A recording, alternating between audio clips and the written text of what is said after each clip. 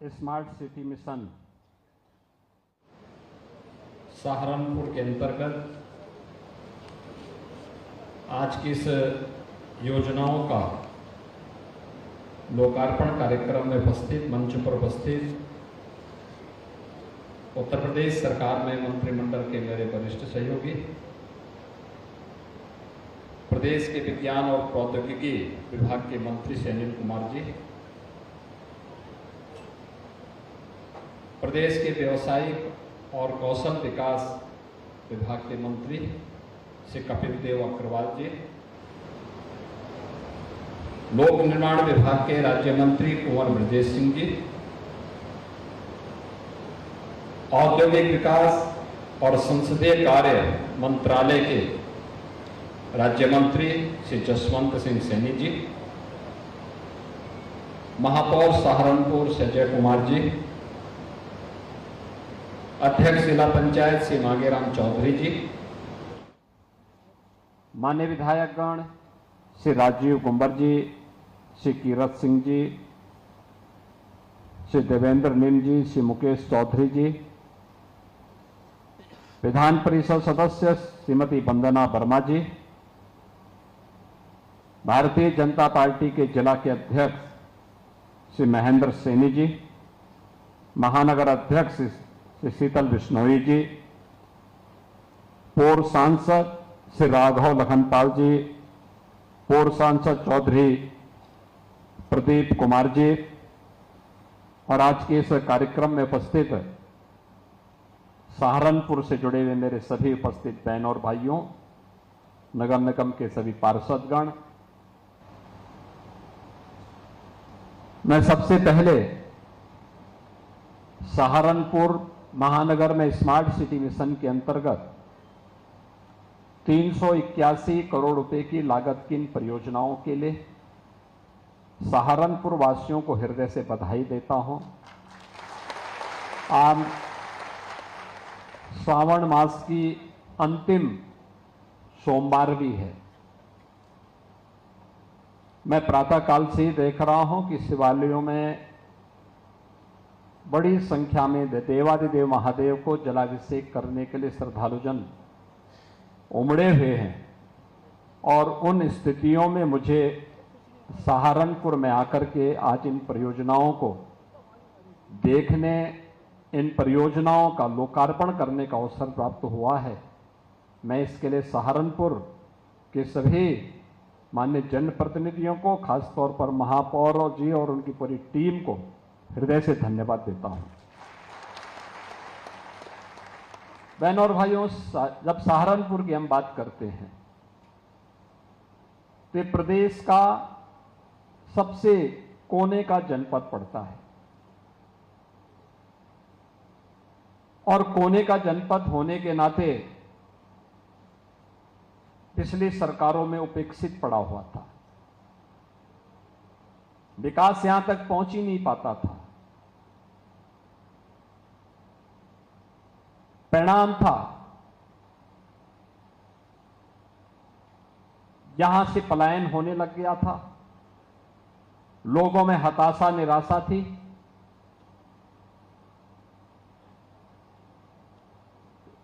असमंजस की सी स्थिति थी। लेकिन अब डबल इंजन की भारतीय जनता पार्टी की सरकार के कारण सहारनपुर की निराशा समाप्त हुई।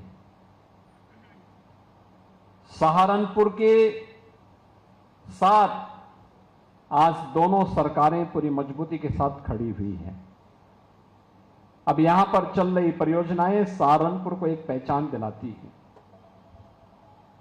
सहारनपुर को उसकी विरासत से जोड़ा गया है। मां शाकंभरी का पावन धाम होने के साथ ही इस पूरी कमिश्नरी में किसी भी युवा की डिग्री में कोई एक नाम आएगा तो माता शाकंभरी का नाम जुड़ेगा। माता शाकंभरी विश्वविद्यालय प्रारंभ हो चुका है, भवन बन चुका है, हैंडओवर की कार्रवाई अंतिम चरणों में चल रही है और जिस दिन वो बनकर के तैयार होगा तो स्वयं उसके लोकार्पण करने के लिए हम लोग फिर पधारेंगे। एक बड़ा आयोजन यहाँ पर सहारनपुर के युवाओं के लिए हम लोग यहाँ पे करेंगे। सहारनपुर से जुड़े हुए वे सभी स्थल, चाहे वह माता त्रिपुरेश्वरी बाला सुंदरी का स्थल देवबंद हो, या फिर बाबा गुग्धाबीर का धार्मिक स्थल गंगो, अभी हम जहरवीर गोगा जिसे जुड़े हुए एक पावन स्थल के सुंदरीकरण के कार्य का अवलोकन करके भी आ रहे हैं। यह है विरासत के साथ जोड़ने की सरकार की प्रतिबद्धता। यह वही प्रतिबद्धता है जो विरासत का संरक्षण भी करती है और आम नागरिक को विकास के साथ भी जोड़ती है। पहले की सरकारें किस रूप में शोषण करती थी? जाति के नाम पर तो बांटती थी, लेकिन योजनाओं का लाभ केवल परिवार तक सीमित करती थी। एक परिवार पूरे प्रदेश में अराजकता का कारण बनता था, जाति बदनाम होती थी और प्रदेशवासियों के सामने पहचान का संकट खड़ा होता था। पहचान का संकट प्रदेशवासियों के सामने खड़ा होता था। आज ऐसा नहीं, अब तो विकास हो रहा है। एक और यहां पर विश्वविद्यालय का निर्माण, वो भी माता शाकंभरी के नाम पर। विरासत के संरक्षण के लिए माता शाकंभरी मंदिर के कॉरिडोर के विकास का कार्य आपने देखा होगा, पहले वहां जाना ही कठिन होता था। अब तो बेहतरीन कॉरिडोर बन रहा है और कॉरिडोर के साथ साथ हम लोगों ने व्यवस्था की है कि एक एलिवेटेड मार्ग इस रूप में हम वहां तैयार करेंगे। सर्दी हो, गर्मी हो, बरसात हो, किसी भी सीजन में मां शाकंभरी का दर्शन करने के लिए सहारनपुर ही नहीं, देश भर का श्रद्धालु आकर के, जैसे आपने महाकुंभ में देखा होगा, पूरी दुनिया आई थी, 66 करोड़ से अधिक श्रद्धालु वहां पर आए। दुनिया से अपना पैसा खर्च करके लोग आ रहे हैं, लेकिन परेशानी हो रही थी कांग्रेस और समाजवादी पार्टी के लोगों को। उनको परेशानी इस बात की हो रही थी कि सनातन धर्म का वैभव और गौरव इतना ऊंचा कैसे हो जा रहा है, क्योंकि इन लोगों की संवेदना एक गरीब के साथ नहीं होती। इन लोगों की सहानुभूति एक नौजवान के साथ नहीं होती है। इनको भारत की विरासत पर गौरव की अनुभूति नहीं होती है। भारत और भारतीयता अगर आगे बढ़ता है तो इनको परेशानी होती है, लेकिन अगर कहीं आतंकी वारदात होती है तो आतंकी वारदात को संरक्षण देने के लिए छाती चौड़ी करके लोग आगे बढ़ने का कुत्सित प्रयास करते हैं। आपने देखा होगा अभी हाल ही में 2 घटनाओं का माननीय न्यायालय ने निर्णय करते हुए कार्य किया। एक, कांग्रेस की सरकार के समय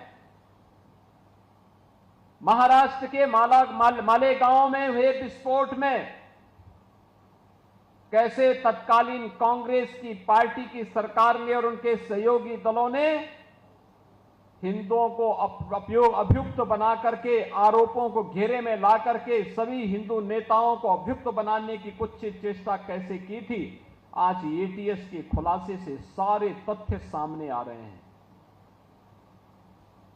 कांग्रेस और उसके सहयोगी दलों का यह कृत्य राष्ट्रद्रोह की श्रेणी में आता है। आतंकवाद के प्रति सौंप और राष्ट्रवादी नागरिकों के लिए, राष्ट्रवादी संगठनों के लिए क्रूर बन करके, बर्बर बन करके उनको पूरी तरह समाप्त करने की कुत्सित चेष्टा एक आतंकी कृत्य है और कांग्रेस का यह कृत्य देश के खिलाफ एक अपराध था। ये लोग एक तरफ आतंकवादियों को क्लीन चिट देते हैं, देश पर हमला करने वालों को क्लीन चिट देते हैं, और दूसरी तरफ देश की सुरक्षा के प्रति प्रतिबद्ध सेना के पराक्रम पर प्रश्न चिन्ह खड़ा करते हैं। सुरक्षा बलों के जवानों के पराक्रम और शौर्य पर प्रश्न चिन्ह खड़ा करते हैं। राष्ट्रीय सुरक्षा में सेंध लगाने का कुत्सित प्रयास करते हैं। और इसलिए इन लोगों को विरासत की चिंता नहीं थी। विरासत की चिंता होती तो कांग्रेस अपने समय में, जब कांग्रेस को समाजवादी पार्टी समर्थन करती थी, तब कांग्रेस ने अपने समय में राम सेतु को तोड़ने का निर्णय लिया था। उच्चतम न्यायालय में जो शपथ पत्र दाखिल किया था, उस समय कहा था कि राम और कृष्ण हुए ही नहीं, राम और कृष्ण हुए ही नहीं, उन्हें मिथक माना था। इन लोगों से विरासत की संरक्षण की उम्मीद की ही नहीं जा सकती। मां शाकंभरी का कॉरिडोर ये बनाएंगे, काशी विश्वनाथ धाम बनाने का कार्य ये लोग करेंगे, अयोध्या में राम मंदिर के निर्माण के लिए ये लोग कुछ प्रयास करेंगे, या महाकुंभ का भव्य और दिव्य आयोजन ये लोग कर पाएंगे, इसकी कल्पना भी नहीं की जा सकती थी और उन्होंने किया भी नहीं। तो इनको विरासत पर कहने का कोई अधिकार भी नहीं है। भारत के विरासत का संरक्षण करने के साथ साथ विकास की प्रक्रिया के साथ हम उसे जोड़ सकें, इस जोड़ने की प्रक्रिया को ही प्रधानमंत्री जी ने विरासत और विकास के समन्वय के साथ आगे बढ़ाया है। और पिछले 11 वर्ष में एक नए भारत का दर्शन हम सबको करने को मिल रहा है। एक नया भारत जो भारत और भारतीयता पर गौरव की अनुभूति करता है, भारत के प्रतीकों का सम्मान करता है, भारत के ऋषि मुनियों की उस परंपरा का, अपने पूर्वजों के उस गौरवशाली परंपरा के संरक्षण के लिए पूरी प्रतिबद्धता के साथ कार्य करता है। आज पूरे देश के अंदर यह हम सबको देखने को मिल रहा है। काशी में काशी विश्वनाथ धाम हो, अयोध्या में श्री राम जन्मभूमि पर 500 वर्षों के बाद रामलीला का भव्य मंदिर के निर्माण का कार्य हो, महाकुंभ का भव्य और दिव्य आयोजन का कार्य हो, सुख तीर्थ के पुनरुद्धार का कार्य हो, हस्तिनापुर में वहां के पुरातात्विक महाभारत कालीन उन सभी अवशेषों के संरक्षण का कार्य हो, या फिर सहारनपुर में माता शाकंभरी के मंदिर के कॉरिडोर के विकास के साथ साथ वहां पर बेहतर कनेक्टिविटी देने के कार्य को आगे बढ़ाने के लिए इस सरकार के द्वारा उसी विरासत को संरक्षित करने का जहां अभियान चल रहा है, वहीं स्मार्ट सिटी मिशन के अंतर्गत प्रधानमंत्री जी के विजन को जमीनी धरातल पर उतारने के लिए भी शहर हमारा है। एक नागरिक के रूप में मैं भी अपने दायित्व का निर्वहन करूंगा। उस दायित्व का निर्वहन करने के लिए स्मार्ट सिटी मिशन, और अभी तक तो हमने 17 म्युनिसिपल कॉर्पोरेशन को यानी नगर निगमों को लिया था, और इस बार के बजट में तो हम लोगों ने यह भी व्यवस्था की है कि हर जिला मुख्यालय की नगर निकाय को स्मार्ट सिटी मिशन के अंतर्गत हम लोग उसका भी विकास उसी रूप में करेंगे, जिसमें सभी नगर पालिकाएं आ जा रही हैं जो भी जिला मुख्यालय से जुड़े हुए हैं, या वे नगर पंचायत जो जिला मुख्यालय से जुड़े हुए हैं, उन सबको स्मार्ट सिटी की तर्ज पर हम डेवलप करने जा रहे हैं। स्मार्ट सिटी के इस कार्य को आज हमने यहां पे देखा है, पिछली बार स्मार्ट रोड के माध्यम से, और आज यहां पे जहार वीर गोगा के बारे में कहते हैं कि लगभग 900 वर्ष पहले बड़े पराक्रमी योद्धा के रूप में उन्होंने कार्य किया था, विदेशी आक्रांताओं से देश की धरती को बचाने के लिए अपना योगदान दिया था, और फिर भगवान गोरक्षनाथ के संरक्षण में जाकर के, उनकी शरण में जाकर के, उनका दर्शन प्राप्त करके संजीव समाधि उन्होंने गोगा मेड़ी में ली थी। लाखों की संख्या में भादो मास में श्रद्धालु वहां जाकर के उनके दर्शन करता है। और आज मुझे यहां पर आकर के उनके पावन स्थल को देखने का सौभाग्य प्राप्त हुआ। बड़ा अच्छा स्थान बनाया गया है, सुंदरीकरण करके स्मार्ट सिटी मिशन के अंतर्गत कैसे कार्य होता है, ये भी मुझे यहां पर देखने का अवसर प्राप्त हुआ है। बहनों और भाइयों, आज सरकार जिस दिशा में कार्य कर रही है, यहां पे विश्वविद्यालय बन गया है, कॉरिडोर का निर्माण युद्ध स्तर पर आगे चल रहा है, स्पोर्ट्स कॉलेज का भी निर्माण हो रहा है। स्पोर्ट्स कॉलेज हमारी सरकार ने तय किया है। पहले उत्तर प्रदेश में केवल 3 स्पोर्ट्स कॉलेज थे, हमने अब तय किया है हर मंडल स्तर पर एक स्पोर्ट्स कॉलेज कम से कम एक होना चाहिए। खेल और खेल कूद की गतिविधियों को आगे बढ़ाने के लिए, क्योंकि हमारा युवा जब खेलेगा तो ही खेलेगा और उसको राष्ट्र के लिए खिलाने के लिए, उसकी ऊर्जा और उसकी प्रतिभा का लाभ देश को मिले, आने वाली पीढ़ी को मिले, इसी को ध्यान में रख करके हम लोग मेरठ में प्रदेश का पहला स्पोर्ट्स यूनिवर्सिटी का संचालन कर चुके हैं। विश्वविद्यालय बन रहा, बड़ा विश्वविद्यालय बन रहा है। 90 एकड़ क्षेत्रफल में विश्वविद्यालय हम बना रहे हैं। पहला स्पोर्ट्स यूनिवर्सिटी है। आपका यहां पे सरसावा का एयरपोर्ट, यह भी सिविल टर्मिनल बन चुका है, वायु सेवा उसमें प्रारंभ होनी है। कनेक्टिविटी की दृष्टि से आज तो सहारनपुर की कनेक्टिविटी बहुत अच्छी हो गई है। दिल्ली जाना हो 3-3.5 घंटे में आप पहुंच सकते हैं। इतनी अच्छी कनेक्टिविटी पहले कभी नहीं थी, कभी नहीं थी। और भी विकास के कार्यों को, जहां बाईपास बनना था, आज पीडब्ल्यूडी, नगर विकास, पर्यटन विभाग, इन सबके वरिष्ठ अधिकारियों को लेकर के हम लोग इन सभी माननीय जनप्रतिनिधियों के साथ इसी बात को लेकर बैठे थे कि विकास में सहारनपुर, मुजफ्फरनगर, शामली पिछड़ने न पाए। और इस दृष्टि से जो भी यहां की स्कीम है, जो भी यहां के प्रस्ताव हैं, उनको प्रायोरिटी के आधार पर आप लीजिए और उन कार्यों को आगे बढ़ाइए। प्रायोरिटी क्या होनी चाहिए? बहनों और भाइयों, इससे पहले विकास के लिए आपको लखनऊ जाना होता था। अब सरकार आपके पास विकास की योजनाओं को लेकर के आ रही है कि हम भी आपको इन विकास की योजनाओं के साथ जोड़ रहे हैं और विकास की इन योजनाओं का लाभ समाज के प्रत्येक तबके को मिले। याद रखना, विरासत के साथ जुड़ने वाला समाज कभी पिछड़ नहीं सकता। अपने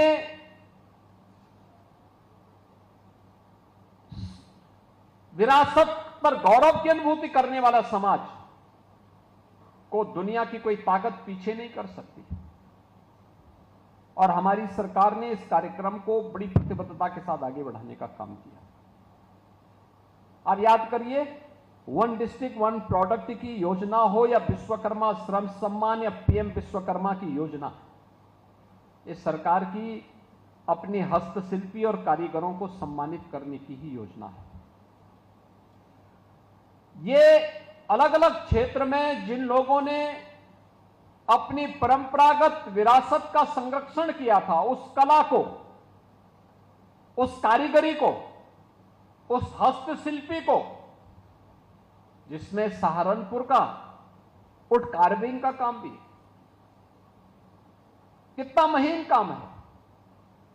अगर पिछली सरकारों ने साजिश करके इस कार्य को और यहां के कारीगरों को हतोत्साहित नहीं किया होता, तो सहारनपुर का फर्नीचर और सहारनपुर का वुड कार्विंग वैश्विक पटल पर वैसे ही छाता जैसे इटली के फर्नीचर छाए हुए हैं। इटली आपके सामने टिकता नहीं, इतना महीन काम और इतना शानदार कार्य सहारनपुर का है। और उस कारीगरी को पिछली सरकारों ने समाप्त किया।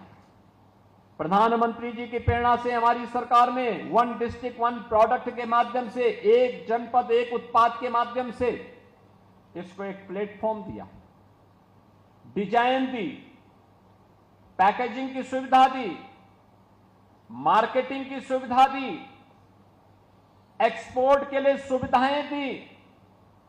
आज परिणाम है, ये तेजी के साथ आगे बढ़ रहा है, इसको एक नई पहचान मिल रही है। अब हम लोग देखते हैं, किसी को फर्नीचर लेना हो तो सहारनपुर की तरफ दौड़ता है। प्रदेश भर में, एनसीआर में अच्छा फर्नीचर कहां मिलेगा? सहारनपुर में मिलेगा। सहारनपुर की तरफ आता है, यहां की कारीगरी को देखता है, यहां के वुड कार्विंग को देखता है।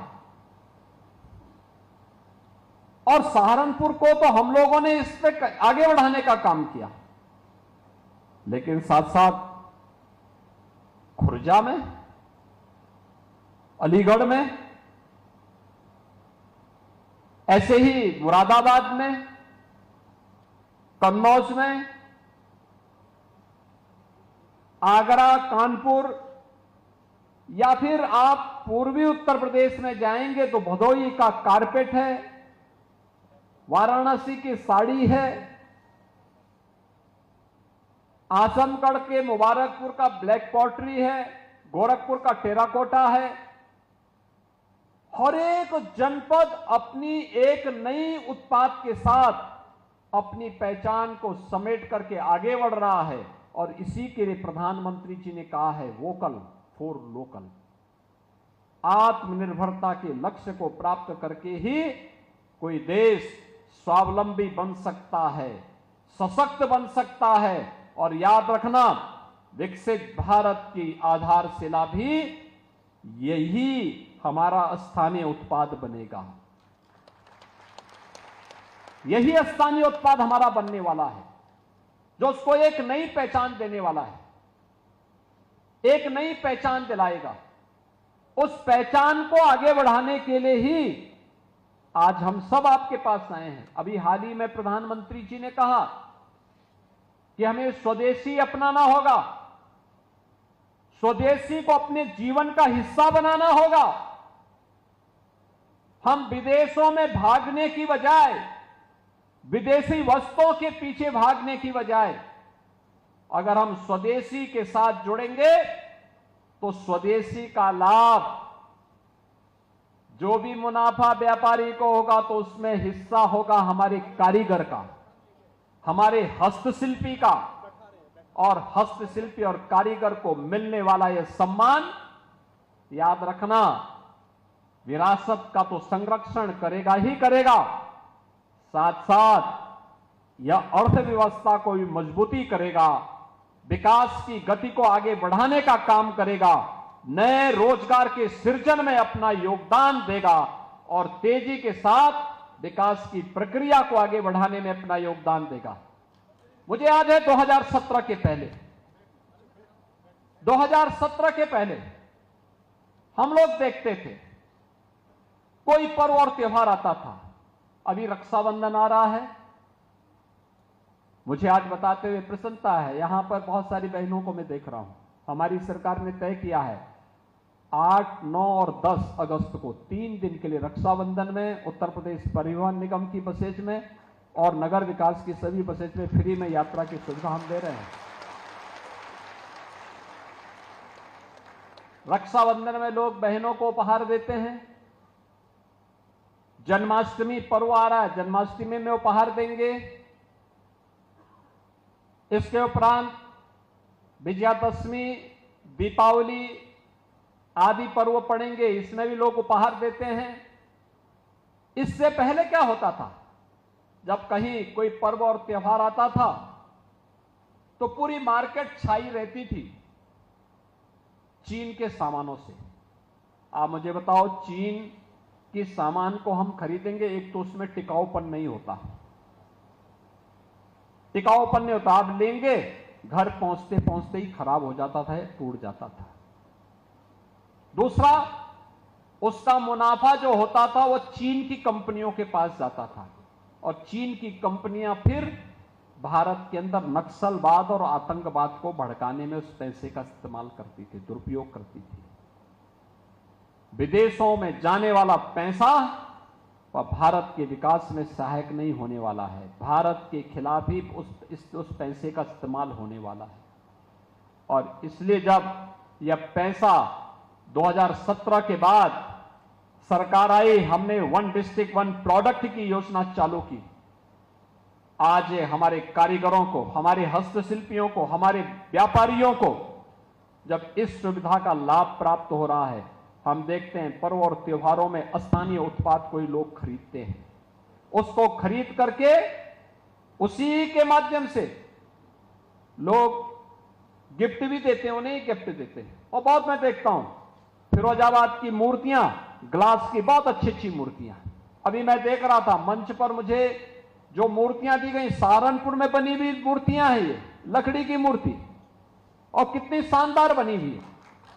ये मूर्ति अगर आप देंगे सहारनपुर की पहचान बनेगी, सहारनपुर की पहचान बनेगी, यहां के कारीगरों को काम मिलेगा, मुनाफा वे कमाएंगे, 10 नए लोगों को रखेंगे, रोजगार का भी सृजन हो रहा है, उनकी समृद्धि भी हो रही है, और विकास का पैसा, भारत का पैसा भारत के अंदर लग करके भारत के विकास में अपना योगदान दे रहा है।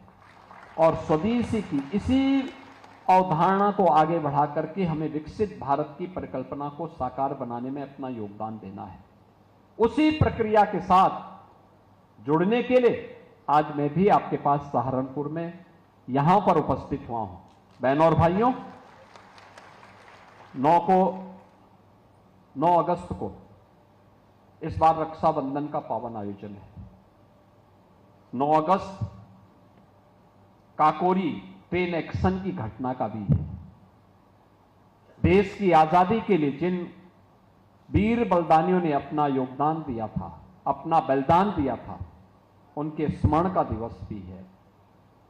और 16 अगस्त को परित्राणाय साधूनाम विनाशाय च दुष्कृताम, भगवान श्री कृष्ण की पावन जयंती, उनका पावन जन्मदिन श्री कृष्ण जन्माष्टमी भी पड़ेगा।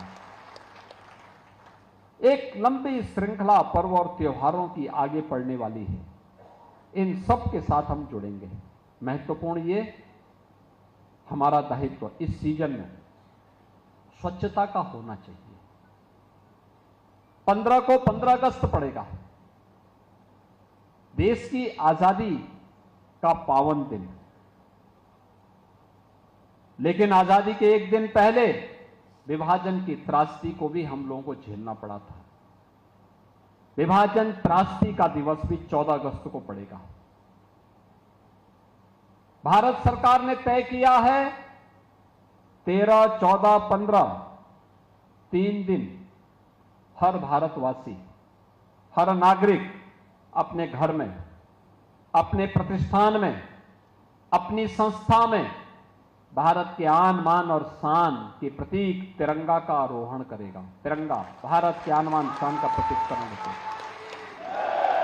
तिरंगा यात्रा निकलनी चाहिए। राष्ट्रगान हर संस्था में होना चाहिए। तिरंगा के प्रति, भारत के सैनिकों के प्रति, भारत के सुरक्षा बलों के जवानों के प्रति सम्मान का भाव हमें व्यक्त करना चाहिए, क्योंकि ये हमारी सुरक्षा के प्रति प्रतिबद्धता को दिखाएगा। एक तरफ विकास और विरासत और दूसरी तरफ गरीब कल्याणकारी योजनाएं। आपने देखा होगा गरीब कल्याणकारी योजनाओं में सरकार की योजनाओं का लाभ कैसे दिया जा रहा है। सीएम युवा उद्यमी योजना, हमने यहां पे सीएम युवा उद्यमी योजना के अंतर्गत 21 वर्ष से 40 वर्ष के युवा का चयन किया है और संख्या सीमित नहीं रखी है।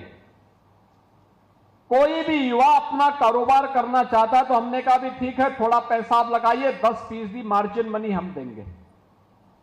गारंटी आपको बैंक को गारंटी नहीं देनी है और ब्याज भी नहीं देना है। आप मूलधन का जो बकाया राशि है किस्तों के आधार पर वापस करेंगे। बाकी ब्याज भी सरकार देगी, गारंटी भी सरकार देगी, सरकार आपको मार्जिन मनी भी देगी, आप अपना व्यवसाय करिए। और मुझे बताते हुए प्रसन्नता है कि अब तक 70,000 से अधिक युवाओं को युवा उद्यमी के रूप में हमने आगे बढ़ाने का काम किया है। 24 जनवरी को हमने इसको लॉन्च किया था।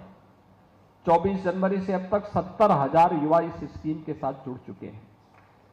इसमें भी कोई भी काम, कोई अचार बनाने का काम कर सकता है, कोई प्रोसेसिंग सेंटर बना सकता है, कोई वुड कार्विंग का काम कर सकता है, कोई भी काम ऐसा कर सकते हैं। पहले चरण में 5 लाख, अगले चरण में 7.5 लाख और तीसरे चरण में 10 लाख रुपया ब्याज मुक्त, गारंटी मुक्त देने के कार्यक्रम के साथ ये डबल इंजन की सरकार इस योजना को लेकर के आगे बढ़ रही है। आज आप देख रहे होंगे जो काम कभी 70 वर्षों में नहीं हुआ, प्रधानमंत्री मोदी जी के नेतृत्व में पिछले 10 वर्ष में हुआ।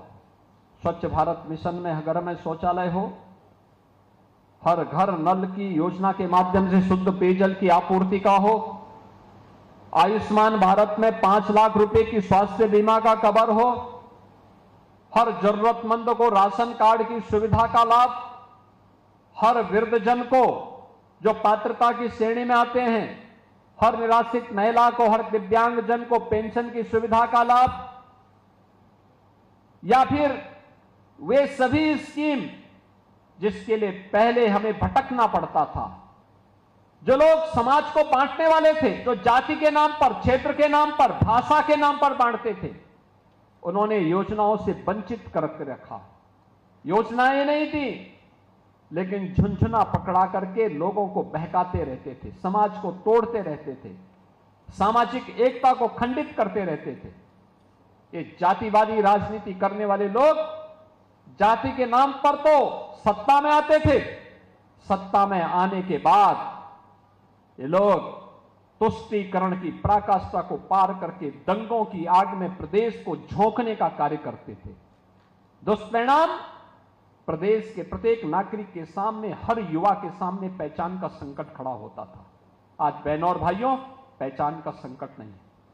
आज मैं कह सकता हूं हमारे यूपी का कोई भी नौजवान, कोई भी व्यापारी, कोई भी किसान, कोई भी नागरिक कहीं भी जाएगा देश के अंदर, जैसे ही आप कहेंगे उत्तर प्रदेश, अगले के चेहरे पर एक चमक आती। उत्तर प्रदेश, याद करिए क्या पिछली सरकारों के समय में ऐसी स्थिति हुआ करती थी?